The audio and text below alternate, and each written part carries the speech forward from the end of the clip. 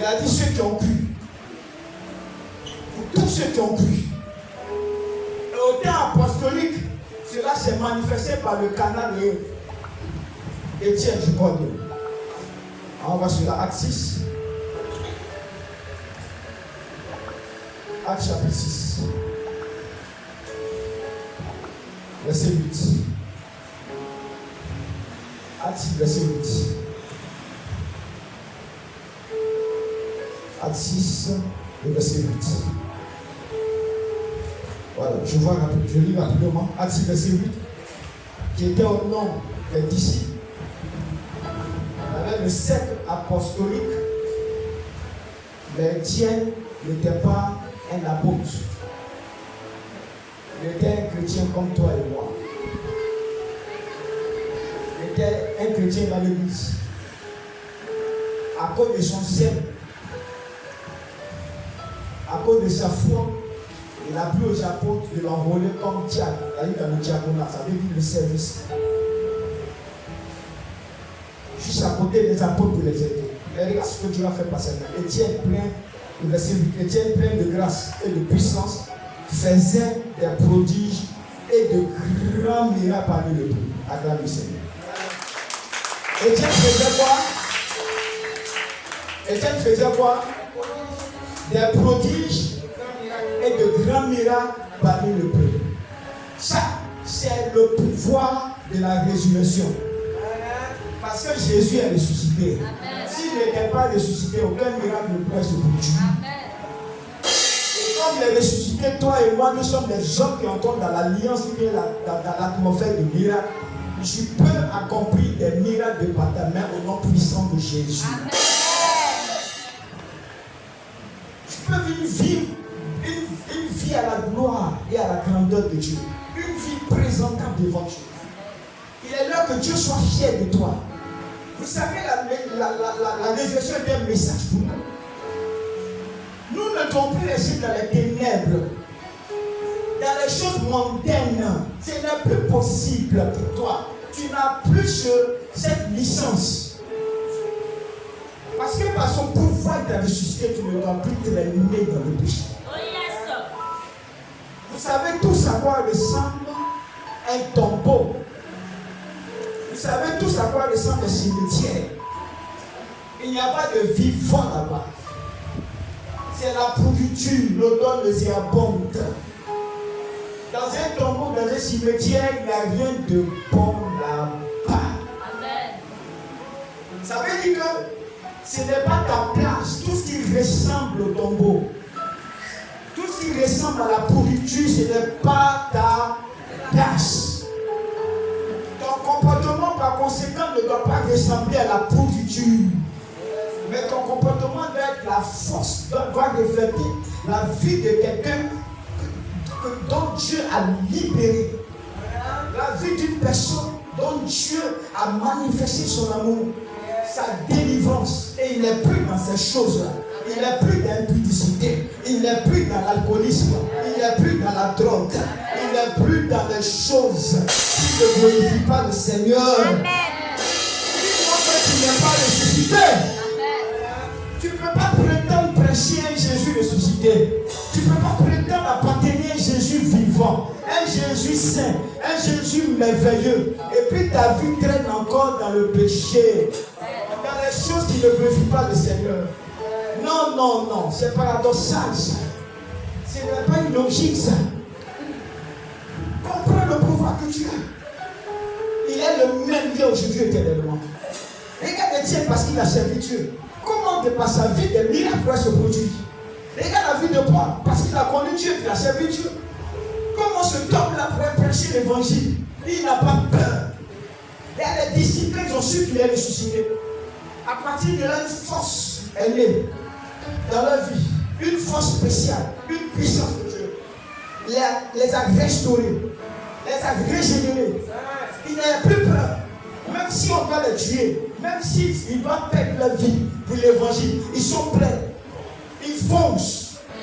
On a interdit dans l'acte des apôtres, ne parlez pas de ce nom, ne mentionnez pas de ce nom. Il dit vous-même jugez vous-même cela. C'est Dieu qui nous a sauvés, le Dieu qui a créé le monde. Comment on ne peut pas parler de lui? Ça c'est la parole d'une personne qui est ressuscitée. Alléluia. Une jeune fille qui est ressuscitée. Garçon t'appelle, il te fait comment on avait dit. Il veut sortir avec toi. Il veut faire du n'importe quoi à toi. Tu ne te laisses pas aller. Pourquoi? Parce que Dieu, Jésus-Christ est le même Dieu aujourd'hui que l'éternel.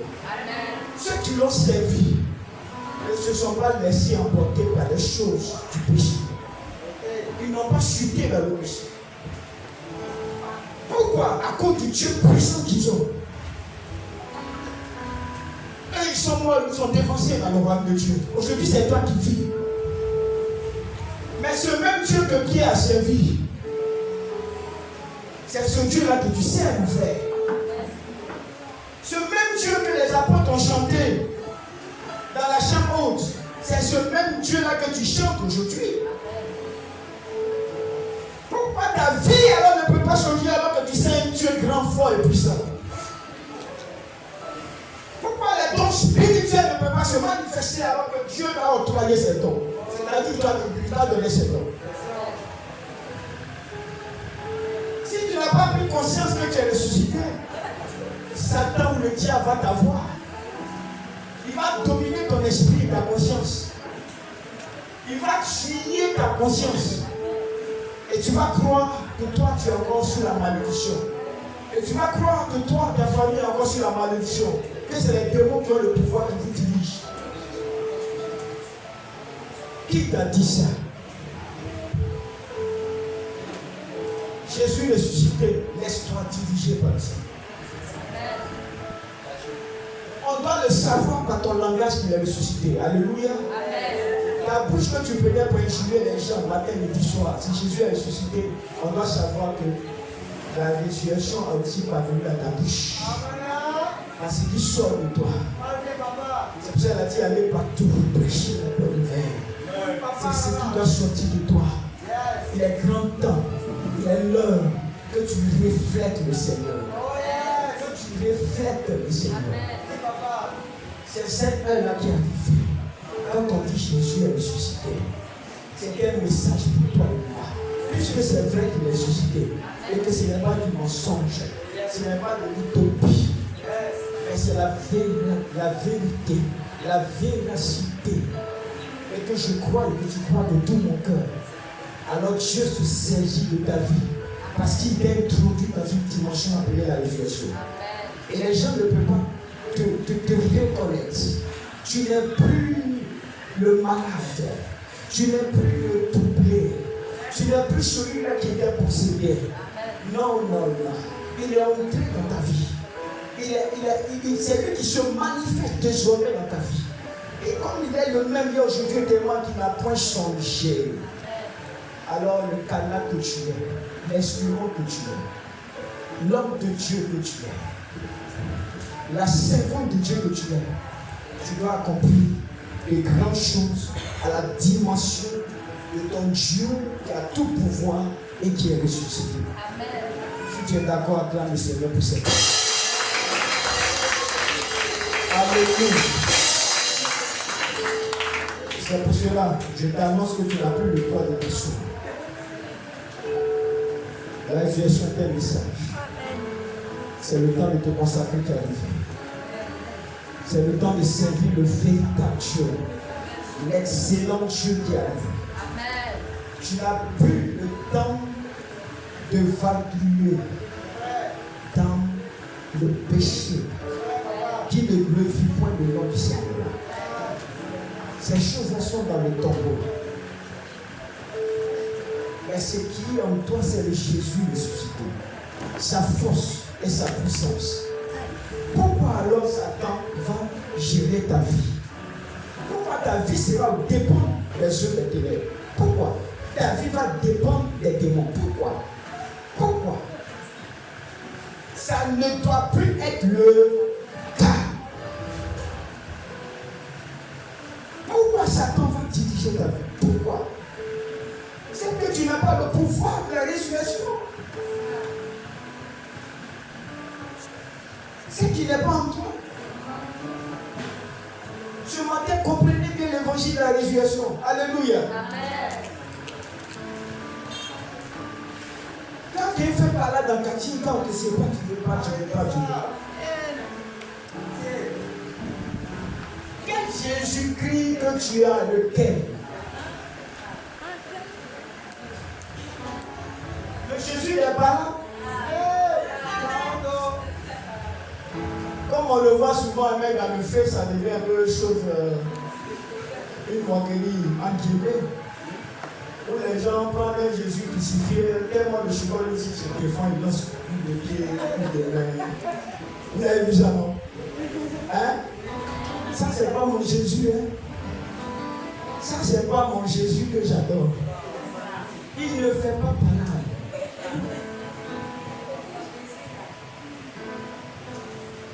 Il ne donne pas coup de poing. Les chicots, il encaisse ça. Maman d'ailleurs, on voit un Jésus là, le chicots, s'il est là, il fait canter.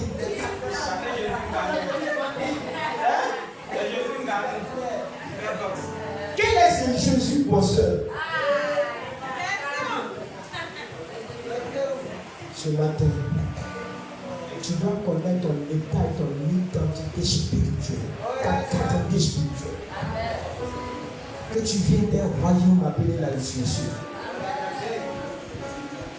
La résurrection, c'est la puissance de Dieu manifestée au tout, à tout esprit mauvais, démoniaque, satanique, et qui leur donne d'être vaincu, d'être ébranlé.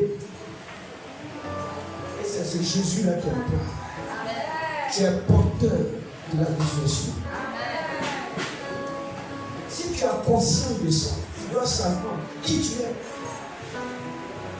Il n'est pas dit seulement à un corps pastoral de manifester la gloire et la puissance. Il dit, voici les miracles qui accompagnent ceux qui l'ont pris. Conditionne ta vie à ce que Dieu veut. Et tu verras la suite. Ne conditionne pas ta vie par les œuvres des ténèbres. À cause de la résurrection, nous devons avoir une vie sanctifiée. Sans à l'heure. Une vie qui honore Dieu. C'est-à-dire quoi? Quand le démon d'impudicité se présente devant toi, vous savez, nous, nos parents, c'est quand les esprits impurs, les démons. Il n'est pas tellement la chair, c'est ça. C'est quand les esprits impurs. Les yeux des ténèbres. C'est ce que Dieu nous dit. Quand tu es jeune fille, tu es jeune gens, tu es homme, tu es femme. Quand le démon d'impudicité se présente à toi, tu dois manifester la puissance de la résurrection. Église, je vous dis la vérité ce matin. Mais ce démon-là ne prendra pas son visage de démon pour venir à toi. Sinon, tu vas fuir. Je vais vous comprenez ce matin. Si le démon prend son visage de démon pour venir à toi, jamais tu seras séduit. Est-ce que vous comprenez? Si le démon d'adultère prend son visage de démon adultère tel qu'il est, tu vas fuir. Tu ne te laisseras pas séduire. Si le démon de fornication prend son visage de fornication, tu vas fuir. Tu ne vas jamais te laisser avoir. Comme le démon n'a ni chair dépourvu de chair, qu'est-ce qu'il faut? Il s'incarne alors dans un corps. Il s'incarne dans un corps. Quand il aura incarné ce corps, c'est suffisant pour lui maintenant. Regarde bien et écoute-moi bien ce matin.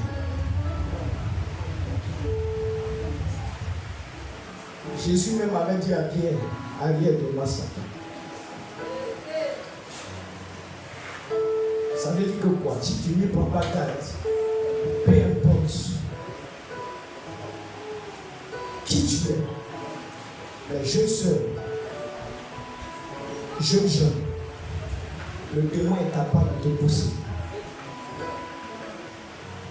Quand il rentre en toi comme il est entré dans Judas, c'est suffisant pour accomplir son œuvre. Alors, cette sœur-là va se présenter devant un homme de ténèbres. Et comme les démons de séduction ont déjà manifesté leurs signaux, les deux jeunes gens, filles et garçons, c'est fini parce que le démon en œuvre. L'un dans l'autre, c'est fini. Il voit des situations tellement bizarres que le jeu n'avait plus à se contrôler. Ah, mais elle est bien seule. Ah, mais elle est ici, elle est cela. Oh, ce que vous ne savez pas, même de façon inconsciente, le monde des ténèbres, la séduction appelée démon de sirène des autres, sont déjà en scène. Elles sont en train de travailler. Là, tu penses que tu fais les choses de par toi-même. Non, c'est la mode. Il faut que j'ai un gars, il faut que j'ai une copine. Non, c'est la mode. Il faut que je me trouve quelqu'un, un mec là, il peut au moins s'occuper de moi, il peut payer pour moi, même si c'est que mes parents me donnent, comme c'est pas suffisant. Bon, au moins, il faut gérer ceci. Oh, dans le monde des ténèbres, ils sont en train de manifester aussi tous leurs coups, leurs détails.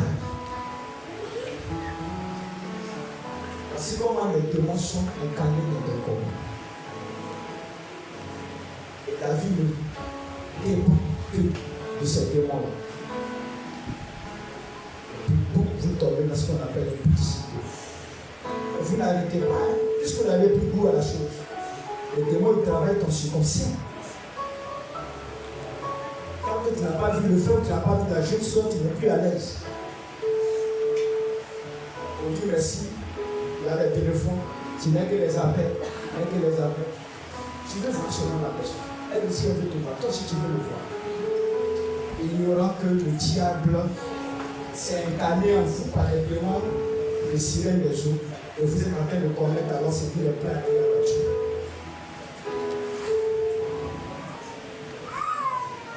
Ça, ce n'est pas une vie de résurrection. Alléluia. Amen. Quand Jésus est ressuscité, tout pouvoir m'a été donné. Je vous lègue ce pouvoir, allez dans tout le monde. Prêchez l'évangile. Ressuscitez les morts. Alléluia. Amen.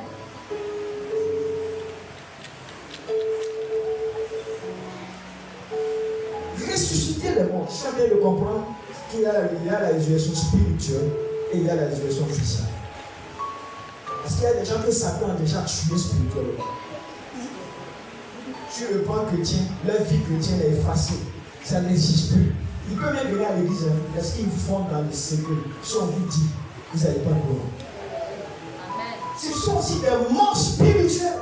Il n'y a que le pouvoir de Jésus qui peut les ressusciter. Amen. Alléluia. Laissez-moi vous dire que la mort spirituelle est plus dangereuse que la mort physique.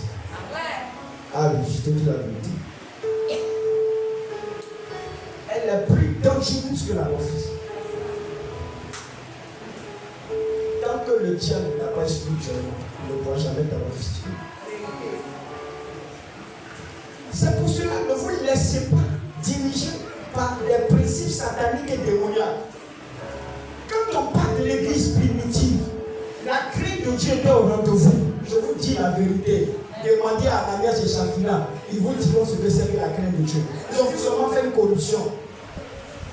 Puisqu'il était dans une dispensation de tout envoyer, l'argent, tout, vous voyez, l'église est l'église excellente en amour. Vous voyez dans l'union, vous voyez dans Acte 4, vous allez voir Acte 4, le chapitre 4, vous allez voir tous ces versets sont là. Dans Acte 3 aussi, vous allez voir. Quand on parle de l'église primitive, et qu'est-ce qu'ils ont voulu faire? Ils ont voulu corrompre les apôtres. C'est-à-dire quoi? Au lieu d'envoyer tout le sang qu'il leur avait été demandé, ils ont caché une partie, gardé une partie, et puis ils veulent tromper la vision des apôtres. C'est là, dans pleine église, ils ont été frappé de mort. La Bible dit que la crainte s'est installée et s'est intensifiée. C'est à partir de là que l'Église a commencé. C'est ce même Dieu-là que nous servons. Pourquoi alors ne devons-nous pas avoir la crainte de Dieu et faire du n'importe quoi dans l'Église? La crainte de Dieu est comme un garde-fou pour chacun de nous, pour marcher dans la transparence avec Dieu, sans tromper qui que ce soit dans l'Église. Tu ne dois pas tromper tes frères, tu ne dois pas tromper les pasteurs. Tu dois vivre une vie transparente, une vie chrétienne authentique. C'est ça la résurrection. Alléluia. Amen. Sinon, ce n'est pas la résurrection. L'église de Jésus, c'est une église de réveil. Elle n'est pas définie par autre chose. Le péché ne doit pas battre son plein dans l'église. Il n'y a pas lieu de dire non, ici là on ne me voit pas, le frère ne me voit pas, ou les pasteurs ne me voient pas. La crainte de Dieu, c'est Dieu que tu considères dans tout ce que tu fais dans ton comportement. Alléluia. Amen. Donc il y a des choses que tu ne peux pas faire parce que Dieu ne te l'autorise pas. Tu dois mener une vie à sa gloire, une vie de résurrection. Amen. Quand te voit, on sait que Jésus est avec toi. Alléluia. J'ai écouté le témoin d'un pasteur hier sur sa chaîne, hier ou avant-hier. Il dit quand il a créé sa télé, il a payé comment je peux dire, c'est vrai, c'est instrument peut appeler, mais c'est des faisceaux. Ça, c'est pour tous ceux qui font la télé. Il a payé en Europe, en Italie. Et quand il a envoyé l'argent, il y avait plus. C'est depuis là-bas les Italiens l'ont payé. Il dit même, l'argent que tu as envoyé est un plus. Alors on te retourne le plus. Et ils ont livré tout ce qu'ils devaient livrer, il y avait un plus, le surplus. C'était à hauteur de millions. Si on convertit, ça devait faire 1 500 000, tout comme ça. Si la vie en tout là, je n'ai pas fait la conversion, mais c'est un truc à peu près. C'est le fournisseur, il a appelé le pasteur, et puis il dit voici, tu te trompes. On te livre la marchandise avec le surplus que tu as envoyé, puisque tu t'es trompé. On appelle ça l'iniquité. Alléluia. Chrétien, c'est ce que nous devons manifester. Quand tu as payé quelque chose, la personne se trompe. Peut-être tu as donné 5 000, la marchandise coûtait 2 000. Hein? Bon, ça coûtait si tu veux 2 500. Et puis lui, tu dois demander 3 000. Il s'est trompé, mais il ne s'est pas trompé. Mais pourquoi on a dit que c'est la grâce de Dieu? Tu prends l'argent, c'est la grâce de Dieu. Tu vas mettre ça dans le petit Dieu merci. 500 qui est dessus, il faut lui retourner. Je vous dis la vérité, c'est ça la vie chrétienne. Alléluia. Amen. Ou bien, hein? Tu dis à quelqu'un, livre-moi, par exemple, tu donnes l'argent, il devait te livrer 3 sacs de riz de 25 kilos. Lui, il te donne d'avoir 5 sacs de 25 kilos. Quand tu as reçu les 500 000, tu te mets à danser. Ouh, c'est ton tour. Dieu m'a béni. Il ne t'a pas béni. Il t'a béni. C'est quand tu appelles le fournisseur, au lieu de m'envoyer 3 sacs de riz, tu m'as livré 5. Moi, j'ai envoyé l'argent de 3. Donc, le surplus de 2 sacs, tu as mis à 600. Vous comprenez, non? Maintenant, s'il te dit, parce que tu es honnête, un client honnête, prends les deux. C'est là maintenant que tu dis Seigneur, tu m'as payé. Amen. C'est ça la vie de Dieu. Alléluia. Mais sinon, quand il s'est trompé, il t'a livré 5 au lieu de 3. Quand même là, tu pries, il ne faut même pas y avoir découvrir la chose. Là, c'est quel témoin qui vient là, alors que tu pries, il ne faut pas y savoir. Voici, il sait, il peut t'appeler. Je me suis trompé, madame. Il dit, fais-moi le retour. Vous comprenez ce que j'ai dit? Je ne fais que citer ça comme exemple pour que nous puissions comprendre la profondeur de la vie chrétienne. Amen. On dit la vie de résurrection.